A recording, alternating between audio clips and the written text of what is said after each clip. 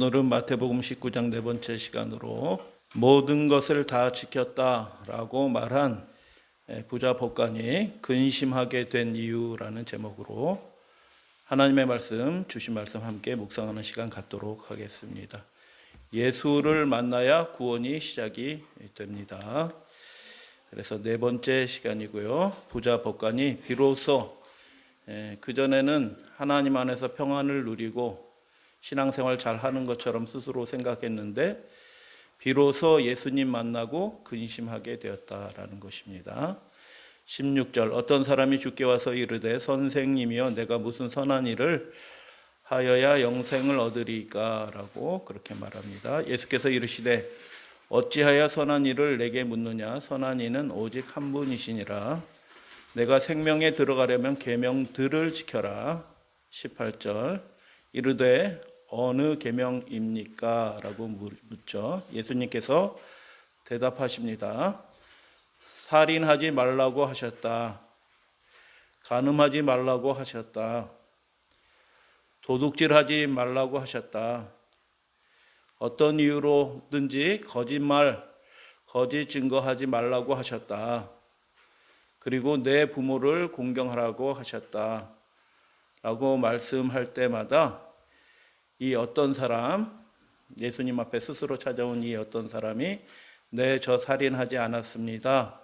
간음하지 않았습니다. 도둑질하지 않았습니다. 거짓 증거하지 않았습니다. 네, 이렇게 다 대답을 하죠. 내 이웃을 내 자신과 같이 사랑하라 하신 것이니라 라고 말씀하셨습니다. 어떤 사람이 왔는데 그 어떤 사람은 누가복음 이렇게 보면은 청년이라고 되어 있는데 청년은 유대 문화에서 이 청년이란 말 자체가 40세 미만 그러니까 예수님하고 비슷한 연배의 사람이었다라는 것을 보게 됩니다. 그리고 누가복음 18장에 보면 그가 관원이었다. 그러니까 이 사람이 그냥 허투루 산 사람이 아니라 유대 사람들 가운데서 엘리트였고 사람들에게 존중받는 사람이었다라는 것을 알게 됩니다. 그리고 18장 23절에 보면 그가 부자가 아니고 어떤 부자래요? 큰 부자였다라고 얘기합니다. 그러니까 우리는 아니에요. 여기 계신 분은 한 분도 이분과 비슷한 분은 없어요. 큰 부자이신 분 계시나요? 없죠. 관원이신 분 계시나요? 없죠. 청년이신 분은 계시네. 그래서 이분이 특별한 사람이었다라는 것을 보게 됩니다. 주께 와서라고 되어 있는데 마가복음 10장에 보면 평행 구절 달려와서 꿇어 앉아. 그러니까 이분이 예수님을 굉장히 사모하는 그런 사람이었다라는 것을 보게 됩니다. 예수님 앞에 나와서 꿇어 엎드려 기도하는 당신의 자녀들의 그 모습을 하나님이 보시고 예수님이 보시고 축복해 주실 것 같아요. 무슨 선한 일을 하여야 라고 이렇게 얘기했는데 그러나 이분도 유대인이라 신앙을 그렇게 배웠는지라 영생을 자신의 종교적 행위의 결과로 이해하였다. 행위가 필요하지 않은 것은 아니죠. 우리가 배운 것처럼 아는 것처럼 행위가 필요하지 않은 건 아니고 행위가 열매로 반드시 맺혀지게 되어 있다라는 것이죠. 그러나 선한 일을 하여야 무슨 선한 일을 하여야 라고 이렇게 묻죠. 그런데 더 중요한 것들이 사실 있었다. 드러나는 행위보다 훨씬 더 중요한 거. 여러분 우리의 행위가 드러나잖아요. 선택이 드러나고 그러는데 그런 드러나는 행위들보다 훨씬 더 중요한 것이 있는데 하나님과의 언약 관계, 하나님이 안 보이시니까 그 언약 관계가 어떤 관계로 이루어져 있는지 잘 드러나지 않죠. 하나님의 뜻을 아는 거 훨씬 더 중요하죠. 영생을 얻으리까라고 얘기하는데 일반적으로 오는 세대에서 누리는 생명입니다. 오는 세대. 하나님의 나라가 하나님의 세상이 이 땅에 임하게 될 때 그 오는 세상에서 누리게 되는 새 생명, 영생이라고 이야기합니다. 그런데 여러분 생명은 오는 장래에 시작이 되지 않고 하나님과의 관계 속에 들어가면 지금 당장 새로운 생명이 시작이 될 수 있다는 것을 여러분 믿으시죠? 예, 그래서 생명이 두 가지 종류가 있는 것입니다. 영생이. 예, 장래에 오는 세대에 시작이 되는 주어지는 선물로서 생명, 영생이 있지만 그거 외에도 하나님과의 언약 관계에서 지금 당장 주어지는 하늘의 생명이 있다라는 것입니다. 근데 영생 어떻게 얻습니까? 라고 물었습니다. 그 영생은 질적으로 전혀 다른 생명, 이 땅에서 우리에게 선물로 주어지는 생명도 역시 마찬가지입니다. 예전과는 전혀 다른 삶의 가치를 가지고 삶의 기쁨을 가지고 하나님과의 언약을 누리면서 살아가는 질적으로 전혀 다른 생명도 우리가 누릴 수 있게 된다. 그리고 그 삶이 이어지다가 오는 세대에 영원한 생명을 누리게 되는 것입니다. 그래서 선생님이요, 내가 무슨 선한 일을 하여야 영생을 얻으리까? 굉장히 중요한 질문이죠. 영생을 얻으리까라고 그렇게 물어봤는데 그 영생은 이 두 가지가 다 있는데 이 부자 법관은 어떤 것에 포커스를 둔 것처럼 보이냐면 2번 장래에 주어지는 오는 세상에서 주어지는 그 영원한 생명에 초점을 맞춘 것 같아요. 근데 예수님과 이렇게 대화를 나누다 보니까 예수님의 포커스는 거기에만 국한된 것이 아닌 것이라는 생각이 듭니다. 영생은 하나님과의 온전한 관계를 통해서 주어집니다. 하나님과의 관계를 소중하게 여기시는 저와 여러분들 되시기를 주님의 이름으로 축복합니다. 소중하게 여기는 그 관계를 통하여 소중한 것들이 전달이 되고 소중하게 여기는 그 관계를 통하여 하늘의 생명이 전혀 다른 생명이 호흡이 공급이 되는 것입니다. 그래서 하나님과의 관계를 소중하게 여겨야 되는 것입니다. 언약 관계죠. 하나님과의 관계를 소중하게 여긴다. 어떻게 하면 소중하게 여기는 걸까요? 우리가 할 수 있는 것들이 여러 가지가 있을 거예요. 우리의 마음을 근데 제일 중요한 게 뭘까라는 것을 생각해 보게 될 때 우리가 우리의 잘못된 행위 이것저것 고치는 것도 굉장히 의미 있는 일이죠. 결심을 하고 계획을 세우고 하는 일들도 굉장히 중요한 일이에요. 그러나 하나님과의 온전한 관계를 갖는 가장 중요한 첫 번째 단계는 우리의 마음 전부를 하나님께 드리는 것이라고 저는 생각하는데 우리 믿음의 가족들도 동의하시나요? 예, 정말 중요한 것을 하나님께 다 드리는 거예요. 우리의 속사람, 마음 전부를 하나님께 다 드리는 것이 그분을 소중하게 여기는 거고, 여러분 데이트하는데 우리 30분 데이트하고 빨리 나 가야 되니까 이런 식으로 데이트하면 그 데이트 아무런 감흥이 없을 거예요. 마음 전부를 다 드린 관계, 그 관계를 통해서 하나님과 온전한 관계를 누리게 되고 하나님과의 관계를 소중하게 여기는 것이다라는 것입니다. 법관은 영생을 얻는 것, 소유하는 것이라고 그렇게 물었어요. 법관은요. 근데 예수님은 뭐라고 말씀하시냐면 영생에 관해서 생명에 들어가는 것이라고 말합니다. 그러니까 표현이 조금 다르죠. 이 부자 법관은 영생을 얻는 것, 소유하는 것이라고 이야기하는데 예수님은 생명에 들어가는 것이라고 말씀하셨고 29절에 보면 상속하는 것, 의미상으로 표현하면 상속을 받는 거예요. 받는 거. 그러니까 내가 소유하는 것이 아니라 그분과의 은밀한 관계로 들어가는 거고요. 비밀스러운 그 관계로 들어가는 것이고요. 그 관계 속에서 주어지는 하늘의 신령한 것을 상속받는 것이라고 이렇게 말씀하셨어요. 그러니까 예수님과 이 부자 법관의 이 청년의 관점에서 그 영생의 관점이 조금 포커스가 다르죠. 이 사람은 내가 무엇을 하여야 이렇게 관점이 있는데 예수님의 대답을 보니까 이 관점이 누구에게 있어요? 하나님께 있다는 것을 보게 됩니다. 하나님과의 관계를 소중하게 여기는 것, 그분과의 그 생명의 관계로 들어가는 것, 그래서 그 선물로 그분으로부터 상속받게 된 것. 상속받는다는 게 무슨 의미인지 아시죠? 자녀가 부모님한테 잘해서 상속받는 거예요? 자녀이기 때문에 상속받는 거예요.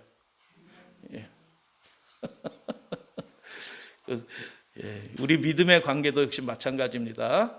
우리가 그분의 자녀가 되었기 때문에 아버지이신 그분이 하늘의 것을 상속하여 주시는 것이다. 그래서 예수님의 관점은 포커스가 약간 다른 것을 보게 되는 것입니다. 그래서 여러분, 하나님과의 관계를 소중하게 여기시면 하나님도 우리를 자녀로 여기시고 우리의 관계를 소중하게 여기시고 하늘에서 가장 좋은 것으로 그분이 주실 수 있는 최고의 것으로 우리에게 주실 줄 믿습니다. 근데 제자들의 생각은 좀 어떻게 좀 달랐을까라는 생각들을 해보게 될 때 이 말씀은 그 전후를 이렇게 살펴보면 25절에 제자들도 구원을 뭐라고 얘기해요? 얻는 것이라. 그러니까 제자들의 생각이나 이 부자 청년이나 청년의 복권의 생각이 다 비슷해요. 그런데 예수님은 포커스를 내가 소유하는 것이라는 그 포커스에서 하나님과의 관계에 포커스를 훨씬 더 강조하시는 것을 보게 됩니다. 예수님께서 대답하셨죠. 어찌하여 선한 일을 묻느냐. 선한 이는 오직 한 분이시니라 라고 얘기하는데 무슨 선한 일을 하여 영생을 얻으리까 라는 질문에 대하여 예수님이 대답하시는데 선한 이는 오직 한 분이시니라 라고 대답하셨어요. 이게 무슨 뜻이에요? 전 지금도 잘 완전히 이해가 안 됐어요, 사실은. 왜 이렇게 대답하신 거죠? 네. 예. 그 연장선상에서 말씀이 이해되기도 해요. 우리의 삶에 선한 것이 나오려고 하면 우리가 무엇을 해서 선한 것이 이루어지는 것이 아니라 선한 그분과의 관계 속에서, 그래서 그 관계의 측면에서 우리의 삶 가운데서 그분의 계명도 그래서 지키게 된다라고 그렇게 볼 수도 있을 것 같아요. 근데 유대인들은 사람을 선하다고 얘기하지 않았어요. 랍비를, 어떤 훌륭한 랍비를 저분은 선한 분이다라고 절대로 유대인들도 얘기하지 않았어요. 근데 예수님께서는 선한 일을 왜 나한테 묻느냐? 선한 분은 하나님이시다. 그분과의 관계를 강조하는 연장선상에서 말씀을 하신 것으로 보입니다. 성경의 다른 부분에 보면 예수님도 그러셨고 뭐 성경의 기록에도 보고 선한 사람이 있어요. 선한 사람은 마음에 쌓은 선에서 선을 내고 예수님도 그렇게 말씀하셨고 요셉은 선한 사람이라고 얘기했고요. 예수님이 친히 선한 일을 행한 자는 선한 생명의 부활로 나올 것이라고 말씀하셨어요. 그런데 이 장면에서 포커스는 하나님과의 관계 속에서 이루어지는 어떤 것에 대해서 말씀하시는 것으로 보여요. 계명들을 지켜라라고 말씀하셨어요. 그 선하신 하나님과의 관계 속에서 내 마음을 드리게 될 때, 내 존재 전체를 다 내어 드리게 될 때 우리가 어떻게 될까? 하나님의 계명, 그분의 명령을 당연히 지키죠. 그죠? 계명들을 지켜라. 나 뭐 먹고 싶어요 이렇게 얘기했는데 그 사랑하는 관계라면 어떻게 해요? 아내가 남편이 그거 뭐 해주는 거 어렵지 않아요. 그죠? 너 이렇게 해라라고 자녀들한테 이야기했는데 자녀들이 부모를 사랑하면 그 명령을 지킬까요? 안 지킬까요? 지키는 척하다 안 지키죠. 그렇게 될 수가 없는 겁니다. 계명들을 지키라라는 것에 포커스가 있는 것이 아니고 그분과의 관계 속에서 속사람의 그분과 연결이 되었을 때 그분을 존중하게 여기게 될 때 그분의 계명들을 지키게 될 것이다 라는 것에 포커스가 있는 것으로 보입니다. 생명은 선한 분, 그래서 즉 하나님과의 언약 관계를 통해서 주어진다, 상속받게 된다. 하나님과의 그래서 언약 관계에 있는 사람이 하나님 나라의 상속자가 된다라는 것입니다. 여러분 상속하는데 자녀들이 상속하는데 부모의 재산의 일부를 상속하나요? 전부를 상속하나요? 전부를 상속하는 거예요. 그래서 언약 관계는 전부를 다 온전한 관계에 들어가든지 그렇지 않든지 그런 것입니다. 언약 관계는 마음의 일부만 조금 내어주고 그분과의 언약 관계에 들어갔다라고 이야기하는 게 아니고 자신의 마음 전부를 그분과 내어주는, 그분에게 내어준 관계, 그래서 그분을 정말 소중하게 여기는, 그분과의 관계를 소중하게 여기는 그런 관계가 언약 관계인 것입니다. 동의하시죠? 예, 마음 전부를 다 내어드린 관계가 언약 관계입니다. 그래서 상속받는 것도 일부를 상속받는 게 아니고 전부를 상속받는 거예요. 그래서 우리의 삶의 전적인 자기 부정을 통하여 우리의 삶이 다 하나님께 내어드린 바 되는 그런 일들이 우리의 삶을 통해서 나타난 게 뭐냐면 계명들을 지키는 것으로 나타나는 겁니다. 순서가 계명들을 지켜서 영생을 얻는 것이 아니고 그분과의 그 전적인 언약 관계에 들어가게 될 때 우리의 삶에 그렇게 하나님이 기뻐하시는 선한 일들이 생겨나는데 그것이 계명들을 지키게 된다. 결과적으로 그런 의미의 말씀입니다. 그래서 말씀의 핵심은 하나님의 나라를 상속하는 자는 누구인가? 언약 관계에 있는 자이다. 언약 관계에 있는 자는 어떤 사람인가? 마음을 다 그분께 드렸기 때문에 그분의 명령을 소중하게 여긴다. 그분의 명령을 소중하게 여긴다. 그래서 계명을 지키는 자가 된다라는 것입니다. 근데 여러분 대화를 하는데도 예수님이 포커스를 자꾸 다른 데로 옮겨 가시는데 이 율법사는 여러분들 무슨 대화하실 때 자기 생각에만 막 꽂혀가지고 그 질문만 계속 하시는 분들 계셔요. 예, 그런 분들 계셔요. 예수님은 생각의 포커스를 이렇게 옮겨가고 계시는데 어떤 분들은 자기 생각에 다 꽂혀서 계속 요 시야에서 계속 질문하고 생각하고 질문하고 생각하고 그렇게 얘기합니다. 그래서 부자 복간이 다시 물었죠. 어느 계명 지켜야 됩니까? 어느 계명들을 지켜야 됩니까? 라고 물어보는 거죠. 그러니까 예수님의 포커스가 한쪽으로 좀 이렇게 옮겨가고 있는데 하나님께로 옮겨가고 있는데 이 사람은 자기의 포커스가 여전히 어떻게 해요?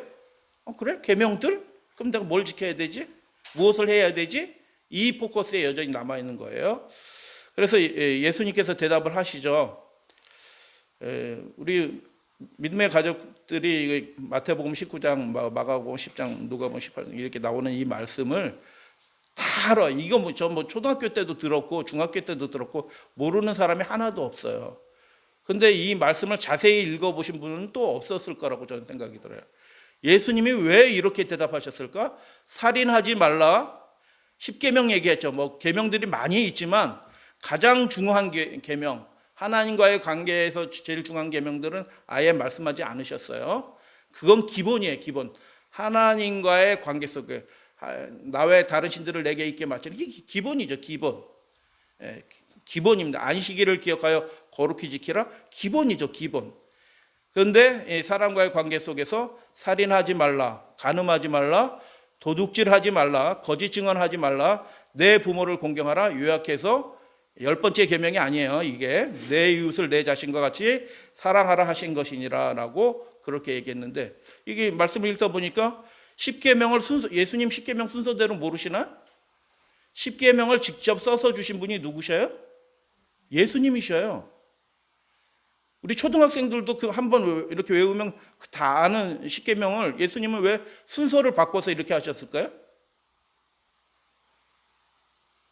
살인하지 말라. 네, 저 지켰습니다. 간음하지 말라. 네, 지켰습니다. 이렇게 대답하고 주고받고 이렇게 하는 중인데 왜 순서를 바꿔서 말씀하셨을까요?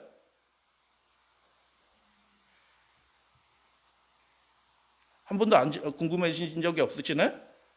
성경 읽으시면서? 그리고 10번째 계명을 왜 빼먹으셨을까요? 한 번도 안 궁금하셨네? 예, 마가복음에 봐도 이게 또 순서가 좀 다른데 거의 비슷해요. 살인하지 말라, 간음하지 말라, 도둑질하지 말라, 거짓 증언하지 말라, 설명하는 말이죠. 속여 빼앗지 말라, 내 부모를 공경하라 하였느니라. 6, 7, 8, 숫자가 틀렸어요. 8, 9, 5 이렇게 돼 있죠. 누가복음에 보면 내가 계명을 안 하니 간음하지 말라, 살인하지 말라, 도둑질하지 말라, 거짓 증언하지 말라, 내 부모를 공경하라 하였느니라. 왜 순서를 바꿨고요? 왜 10번째 계명은 말씀하지 않으셨을까요?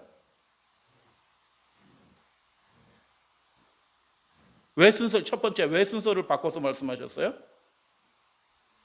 예수님이 피곤하셔가지고 이제 지금 이게 베레아 지역에 있다가 이제 내려가서 여리고로 가서 삭개오 그 바디메오 소경 만나고 삭개오 만나고 올라가셔서 이제 성전에 입성하시고 이제 십자가에 달려 돌아가실 거니까 예수님이 이제 앞으로 이제 벌어질 일들을 생각하니까 마음이 너무 심란하고 정신이 없어가지고 십계명도 막 헷갈려가지고 순서대로 하지 않고 그냥 뒤죽박죽 말씀하셨다. 그죠? 아니, 저는 그렇게 생각이 드는데 예수님이 마음이 너무 무거우니까 막 정신이 없어. 그래가지고 막 뒤죽박죽을 말씀하신 것 같아요. 한번 생각해 보세요. 두 번째 질문. 왜 10번째 계명은 말씀하지 않으셨을까요? 10번째 계명 다 같이 암송하겠습니다. 시작. 내 이웃의 소유를 탐내면 내 이웃의 아내나 나귀나 내 집안에 있는 그 무엇이든지 탐내지 말라라고 그렇게 말씀하셨잖아요.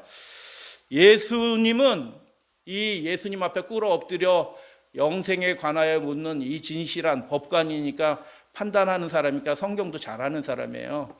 법관에게 그 겉으로는 계명을 다 지켰습니다. 살인하지 말라, 지켰습니다. 간음하지 말라, 지켰습니다. 도둑질 하지 말라, 지켰습니다. 거짓말하지 않습니다, 지켰습니다라고 이야기하는 이 청년에게 아주 중대한 문제가 있음을 예수님은 아셨어요. 겉으로 드러나는 것보다 훨씬 더 중요한 문제가 속에 있다는 것을 예수님은 아신 겁니다. 그래서 10번째 질문, 탐내지 말라라고 내 이웃의 소나 나귀나 아내나 탐내지 말라. 제 부인이 미스 코리아예요. 우리 집에 소가 1000마리예요. 저는 탐낼 필요도 없고 탐내지도 않아요. 옆집 사람에게 나눠주면 나눠주지 저는 탐내지 않아요. 이렇게 대답했을 거예요. 큰 부자니까. 그죠? 그렇죠? 별로 동의를 안 하시는 건데 그렇습니다. 이 큰 부자가 신실하고 경건한 이 큰 부자가 탐내지 말라라는 10번째 계명을 그렇게 물어봤다면 저는 욕심내지 않아요. 탐내지 않아요. 이렇게 대답하고 계명 다 지킨 것처럼 그렇게 생각하게 되었을 것입니다. 그런데 정말 큰 문제가 있었는데 그 큰 문제는 무엇이었냐면 그 속 사람의 마음의 문제였다. 자기는 모르는 겁니다. 자기는 그게 안 보이는 거예요. 30년 이상 종교생활 신실하게 해왔는데 자기 속사람을 정확히 바라본 적이 한 번도 없는 겁니다. 하나님과의 언약 관계에서 자기 속사람을, 자기 마음을 진짜 있는 그대로 바라본 적이 한 번도 없는 거예요. 그래서 자기 속사람이 마음이 소유가 자기 마음을 소유했다는 것을 전혀 깨닫지 못하고 있는 것입니다. 그래서 예수님은 그에게 10번째 계명을 다른 방식으로 질문하셔야 했다는 것입니다. 더 심각한 문제는 무엇이냐면 자기가 그런 상태인지 알아요, 몰라요? 다른 사람도 몰라요. 저분은 훌륭하신 분 이렇게 생각하는 겁니다. 너무너무 경건하신 분, 율법에 대한 지혜가 많으신 분 다 칭찬해요. 경건한 사람으로 보여요.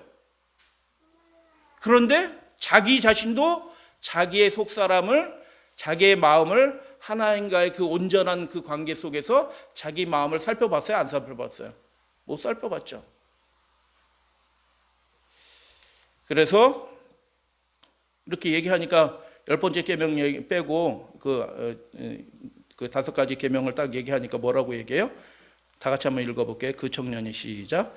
그 청년이 이르되 이 모든 것을 내가 지켰사온데 아직도 무엇이 부족하니까. 그러니까 이분이 얘기하는 대답이 이게 사실이에요, 아니에요? 사실이죠, 사실. 다 지켰어요. 근데 여러분, 여러분이 우리가 남은 백성으로서 하나님의 계명과 예수 믿음을 지킨다고 얘기하는데 명목상으로 지키는 사람들은 마지막 때에 다 무너집니다. 유혹에 넘어가고 강제에 굴복하게 됩니다. 진짜 하나님과의 언약 관계에서 그분의 계명을 목숨처럼 사랑하는 사람이 그 하나님의 계명을 지키는 그 죽음의 자리에 서게 될 것입니다.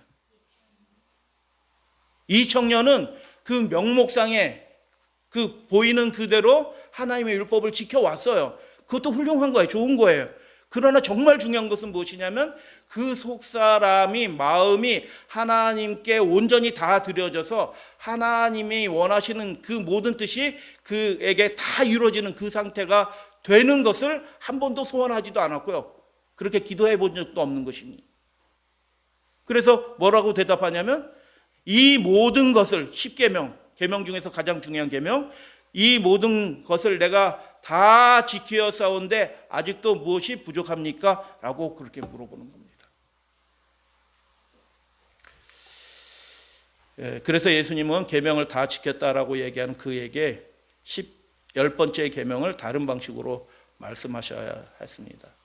21절 다 같이 봉독합니다. 예수께서 시작. 예수께서 이르시되 내가 온전하고자 할진대 가서 내 소유를 다 팔아 가난한 자들에게 주라. 그리하면 하늘에서 보화가 내게 있으리라. 그리고 와서 나를 따르라 하시니. 아멘. 이게 10번째 계명입니다. 예수님 버전에. 너의 영혼이 소유되었다라는 사실을 하나님께 소유된 것이 아니라 그 마음이 하나님께 사로잡힌 것이 아니라 그 마음이 성령에 사로잡힌 상태가 아니라 겉으로는 하나님의 계명을 잘 지키는 것처럼 보이고 경건한 사람처럼 보이는데 실제로는 그 재물의 소유에 그 마음이 사로잡혀 있다는 것을 알려주시기 위하여 내가 온전하고자 할진대 내 소유를. 온전한 사람이 천국을 상속받거든요. 예수님의 말씀이에요. 온전한 사람이 천국을 하나님 나라를 상속받습니다. 그러니까 온전하게 되려고 하면 어떻게 되냐면 그분과 우리 사이의 관계가 온전해지고 우리의 마음에 전적으로 하나님께 드려진 바 되어야지 온전해지는 겁니다. 그래서 말씀이 하나님의 계명이 청년의 법관의 마음까지는 내려가지 않은 것입니다. 겉으로 신앙생활을 해도 그것이 기쁜 겁니다. 존중받는 겁니다.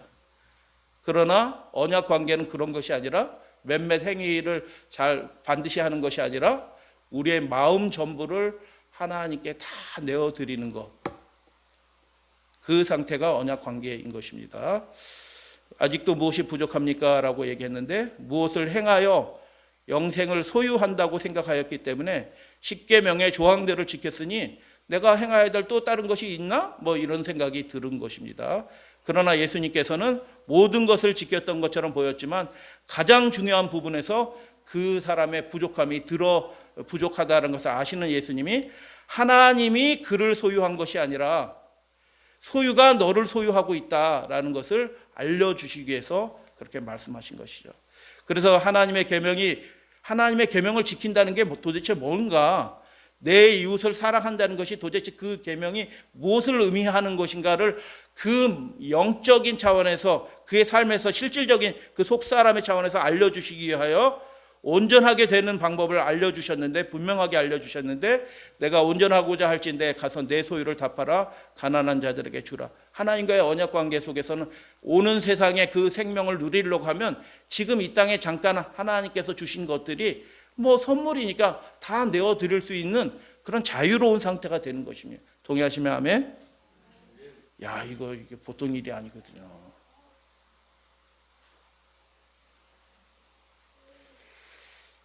제가 교회를 섬기고 있기 때문에 이런 부자 청년이 있다고 하면은 아이고 집사님은 구원 받았어요. 저는 이렇게 얘기해 줄 것 같아. 이렇게 성실하게 잘하고 봉사하고 헌신적으로 해서 경건하게 살아가는 이 청년들 우리 교회에 있다고 하면요, 아이고 집사님, 아이고 사랑해요 집사님, 집사님 구원 받으셨어요? 축복합니다. 저는 이렇게 얘기할 것 같은데 예수님은 그 속사람에 뭐가 결핍이 되어 있어요? 언약 관계에 아직 안 들어간 겁니다. 종교 생활을 하고 있지만. 그래서 10번째 계명, 이 계명들이 의미하는 바가 뭐냐? 너의 하나님께 마음은 드리고 다른 건 하나도 안 드려. 그게 아니고 마음을 드리면 다 드리는 겁니다. 자유하게 되는 것입니다. 있든 없든 그것은 중요한 게 하나도 없어요. 내가 운전하고자 할진대 신명기 18장 다 같이 말씀 읽겠습니다. 시작. 너는 내 하나님 여호와 앞에 좀 부담스럽지 않으시나요? 예. 저희 청년 시절 때 이 말씀으로 서로 이렇게 청들끼리 얘기하다가 무슨 얘기하면은 완전하고 온전은 다르다. 뭐 그렇게까지 결론을 내렸어요. 그게 아니거든요. 완전이나 온전이나 똑같은 말이에요. 뭐 완전이라는 게 부담스러우니까 인간적인 온전이다. 뭐 이렇게 자꾸 낮추는 거예요. 근데 하나님의 명령은 여호와 앞에서 완전하라고 얘기합니다. 또 읽겠습니다. 레위기 19장 시작. 너희는 거룩하라. 이는 나 여호와 너희 하나님이 거룩합니다. 내가 거룩한 것처럼 너희도 거룩하라. 또 읽겠습니다. 시작. 거룩하라는 이 하나님의 명령은 신약 시대라고 바뀌어지지 않는다. 하나님은 변함이 없으신 분이시기 때문입니다. 아멘. 또 읽겠습니다. 기록되었을 때 시작. 기록되었을 때 내가 거룩하니 너희도 거룩할지어다 하셨느니라. 베드로가 그렇게 성도들한테 고면하는 거예요. 하나님의 뜻이 안 바뀌었어요. 우리가 완전해야 되는 겁니다. 우리가 거룩해야 되는 겁니다. 어떻게 될까요? 계명들 몇 개 지켜가지고 거룩해지나요? 아니요. 전혀 다른 방법이 필요한 겁니다. 우리의 마음을 다 하나님께 드려야 되는 겁니다. 그분의 뜻에 내 생애를 다 굴복시켜야 되는 겁니다. 그분이 원하신다고 하면 내가 자유롭게 내 모든 것들을 내어드릴 수 있는 그 언약의 상태, 하나님이 다 알아서 해주시는데 내가 이거 붙들고 있으나 안 붙들고 있으나 그것은 하나도 중요하지 않아. 그 관계인 것입니다. 베드로전서 그 바로 앞절이죠. 오직 너희를 부르신 거룩한 이처럼 너희도 모든 행실에 있어서 거룩한 자가 되라라고 그렇게 베드로는 권면하는 것입니다. 내 소유를 팔아 가난한 자들에게 주라라는 이 명령은 이렇게 하는 것이 계명을 지키는 것이다 라고 말씀하시는 것입니다. 너 계명 다 지켰다고 얘기하는데 뭐 계명 지킨 거라고 내가 생각은 하는데, 그런데 진짜 계명을 지킨다는 건 이런 거야. 언약의 관계에서 하나님의 계명을 지킨다는 건 이런 거거든. 다 줄 수 있는 마음이, 그렇게 자유로운 그 마음이, 아끼지 않는 그 마음이 계명을 지키는 마음이야 라고 예수님이 그 앞에 꿇어 엎드려 영생에 대해서 묻는 이 부자 법관에게 이렇게 말씀하신 것입니다. 근심하며 갔다라고 얘기합니다. 여러분 신앙생활 하시면서 근심하면서 가본 적 있으시나요? 영생을 얻는 방법을 알게 되었어요. 아, 그렇게 하는 게 영생을 얻는 거구나, 받게 되는 거구나 알게 되었어요. 근데 알게 되었는데 어떻게 이 청년의 반응이, 부자 법관은? 아, 예수님 제가 지금까지 이렇게 알고 있었는데 이런 거군요. 아이고 예수님 감사합니다. 할렐루야. 제가 그렇게 살겠습니다. 이렇게 해야 되는 상황인데 아무 말 하지 않고 기뻐하는 대신, 알게 되었는데 기뻐하는 대신 슬퍼하면서 간 겁니다. 이 근심한다는 말이 무슨 뜻이냐면 염려했다는 그런 뜻이 아니에요. 마음이 고통이 점여올 정도로 슬퍼하는 게 그게 근심이에요. 이 단어의 의미는 마음이 찢어지는 겁니다. 폐부를 칼로 찌르는 것처럼 고통스러운 거예요. 그렇게 고통을 느껴요.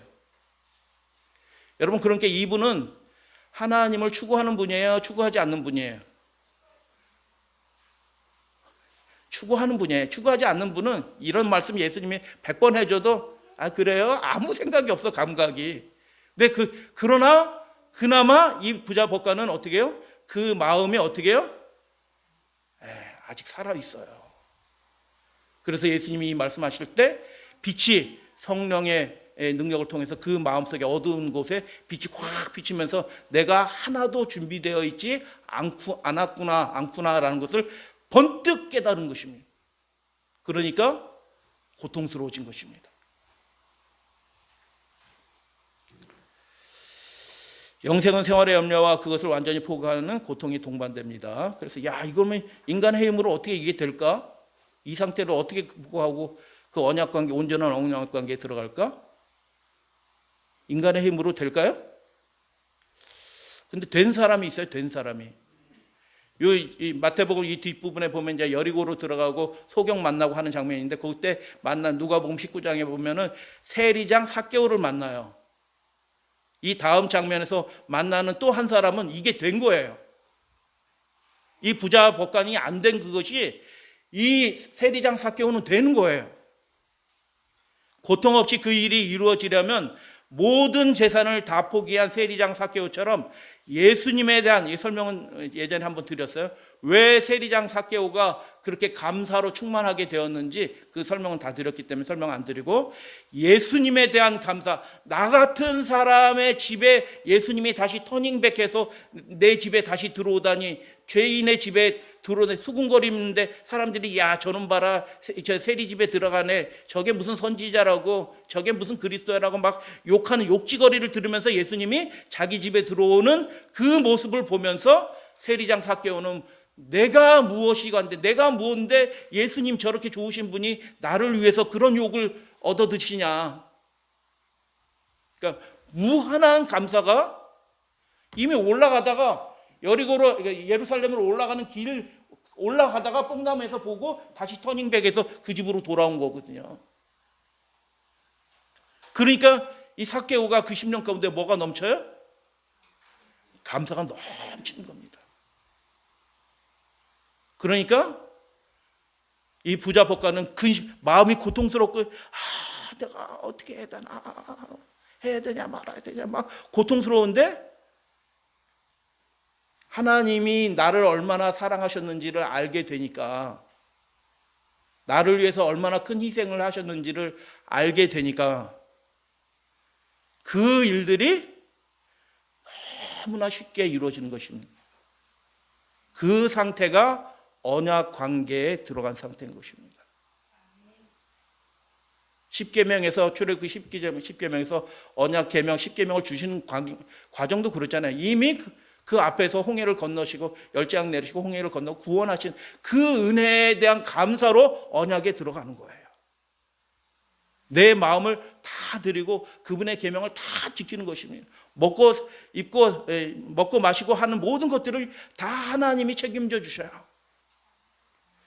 그래서 감사가 넘치는 경우, 그 문제가 해결되려면 하나님이 나를 위해서 얼마나 큰 희생을 치르셨는가를 정말 가슴 절절히 경험하고 알게 되고, 그 빛이 비춰오게 될 때 이 일에 재산을 다 팔아 사람들에게, 가난한 자들에게 나눠주고 나를 따르라 해도 네 아멘 제가 그렇게 하겠습니다 하고 그 언약 관계로 기쁘게 들어갈 수 있게 되는 것입니다.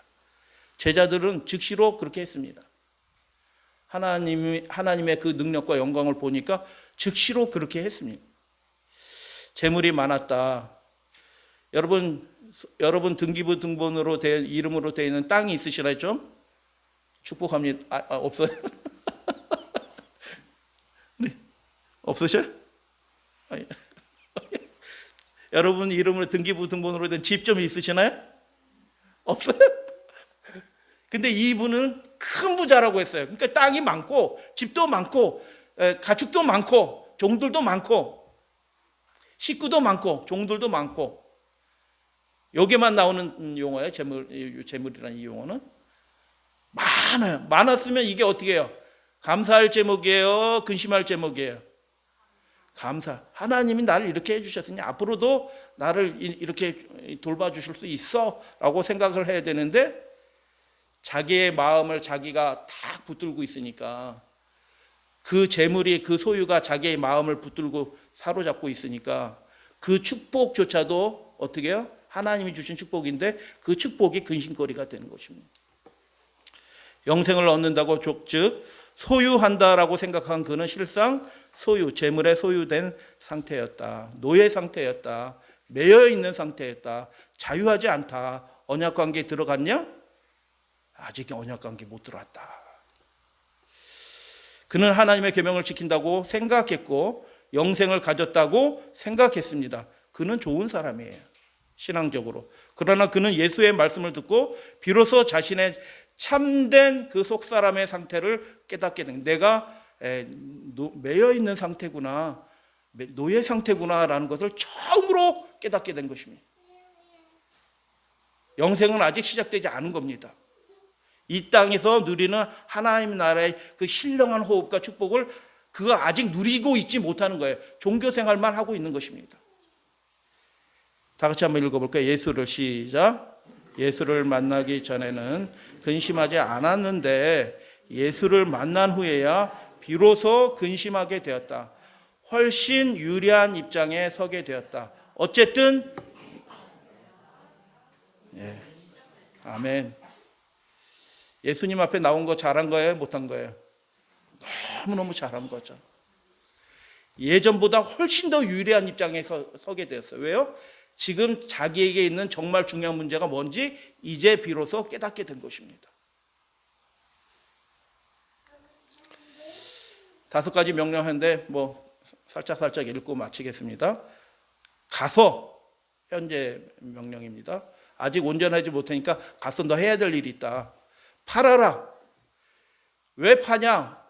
소유된 그 마음의 상태, 매인 상태에서 노인받기 위해서는 네가 그 일들을 해야 된다. 하나님을 의지하고 그 일들을 해야 된다. 주라. 이것이 이웃을 내 몸같이 사랑하라는 계명이 의미하는 바니까 그렇게 해라. 그렇게 하게 될 때 성령이 역사할 수 있는 그 상태가 된다. 그 다음에 와서 꼭 와라 이렇게 초청하신 거예요. 그를 아끼신 겁니다. 그렇게 하고 꼭 와라. 그 다음에 나를 따르라. 그리고 예수님의 생애를 가까이서 보면서 말씀을 들으면서 그분께 배워야지 영생을 상속받는 하나님의 자녀가 된다라고 그렇게 말씀하신 것입니다. 예수께서 그 뒤에 말씀하시는데 그냥 근심하면 가니까 제자들한테 이렇게 얘기한 거죠. 내가 진실로 너희에게 이르노니 부자는 천국에 들어가기에, 그러니까 여러분은 부자예요, 가난한 사람이에요? 똑같습니다. 마음이 부자면은 그게 부자예요. 하나님께 다 내어주지 않고 자기가 다 붙들고 있어 마음을. 그럼 그 사람은 부자입니다. 영적으로. 가난한 자는 천국에 들어가기 너무너무 힘들다. 왜냐하면 가난한 상태인데도 그 소유에 매여가지고 쩔쩔매면서 살아요. 소유에 매여가지고. 동의하시나요? 가난한 사람이 더 소유에 매이기 쉬워요. 제가 보기에는. 이 세상 확 뒤집으려고 그러고 조금 손해보는 거는 막 벌벌벌 떨면서 내가 이게 잘못된 거야 하고 그 조금 손해보지 않으려고 막 벌벌벌 떨잖아요. 다 제 얘기입니다. 벌벌벌 떨거든요. 손해 안 보려고. 근데 부자가 재물의 소유에 사로잡히는 것보다 제가 생각하기에는 가난한 사람이 재물의 사로잡히는 게 훨씬 더 쉬워요. 이게 예수님의 말씀을 부자, 우리는 그래도 나는 그렇게 부자 아니니까 천국 가긴 좀 더 쉽겠네. 이 생각하시면은 잘못 생각하시는 거예요. 바리새인은 돈을 좋아하는 사람이었다. 가난한 사람도 돈을 좋아합니다. 하나님과의 언약 관계, 진짜 전적인 언약 관계에 들어가지 않으면 세상 것이 끊임없이 좋아져요. 돈이 좋아요. 여러분 돈이 좋죠? 돈 좋아. 왜 안 좋은 게 안 좋은 게 없어. 돈이 좋아. 근데 여기서 좋아한다는 것은 하나님보다 더 좋아. 예배 드리는 것보다 더 좋아. 하나님과의 관계 속에서 얻는 그 신령한 기쁨보다 돈을 얻을 때 얻는 기쁨이 더 좋아. 이게 문제죠. 예수님의 그 바리새인들에 대해서 이렇게 얘기해요. 겉은 깨끗했지만 외양상으로는 경건해. 예배 잘 드리고 안식일 잘 지키고 헌금 잘 드리고 잘해. 그런데 어떻게 해요? 마음속은 해결되지 않는 결정적인 문제가 남아있는 것입니다. 탐심의 그 문제. 그런데 이 부자 법관은 그런 상태는 아니에요. 그 정도 바리새인처럼 그렇게 심각한 상태는 아닌데 여전히 그럼에도 불구하고 그 심령 속에 동일한 문제가 있었던 것입니다. 낙타가 바늘길을 통과할 수 있는가? 바늘길 엄청 크게 만들어야겠어. 우리 데려가려면은 탐심의 문제가 해결되지 않은 사람을 데려가려고 하면은 바늘길을 엄청 크게 만들어야 되겠어. 네? 부자는 천국에 들어가기 어려운, 이게 문자적으로 보시면 안 된다는 거 이해가 되셨죠? 이 말씀을 문자적으로 보시면 영으로 마음으로 읽으셔야 되는 말씀이죠. 재차 말씀하셨고요. 어렵다는 말씀은 육신적인 거로서 먹어서는 만족이 안 된다는 뜻이에요. 이 말씀 자체가 영적인 거예요. 어렵다라는 말이 육신적으로는 안 된다는 거예요. 그럼 어떻게 되는 거예요? 하나님께 우리의 마음을 다 드려야지 비로소 그 일이 시작이 되는 거예요. 잠언 기자는 평생 두 가지를 위해서 기도했습니다. 읽겠습니다. 헛된 것, 시작. 헛된 것과 거짓말을 내게서 멀리하옵시며 나를 가난하게도 마옵시고 부하게도 마옵시고 오직 필요한 양식으로 나를 먹이옵소서. 잠언 30장 8절 말씀. 하나님 앞에 사람들 앞에서 진실하게 살고 먹고 살면 하나님 감사하겠습니다. 배불러서 소유가 많아서 내가 하나님을 모른다라고 스스로 그렇게 살지 두렵습니다. 이렇게 얘기한 것이죠. 잠언 11장 다 같이 읽겠습니다. 시작. 자기의 재물을 의지하는 자는 패망하려니와 의인은 푸른 잎사귀 같아서. 그러니까 여러분, 하나님과의 언약 관계에 들어간 사람이 쫄쫄 골부면서 막 고생하면서 평생 그렇게 살다가 그렇게 꼴까닥 죽는 사람이 된다고요? 번성한다고 얘기하셨잖아요. 그러니까 우선순위가 바뀌면 돼요. 우선순위가 하나님과의 관계가 먼저 중요하면. 낙타가 바늘길을 통과할 수 있는가? 당연히 통과할 수 있죠. 마술로 통과해요? 그렇게 통과할 수 있어요. 부자가 성경에 많은 믿음의 사람들이 부자였습니다. 장로님, 제가 그 말씀 지금 들으려고 그러는데 장로님이 벌써 딱 말씀하셨어요. 성경에 많은 사람들이 믿음의 의인들이 부자였어요.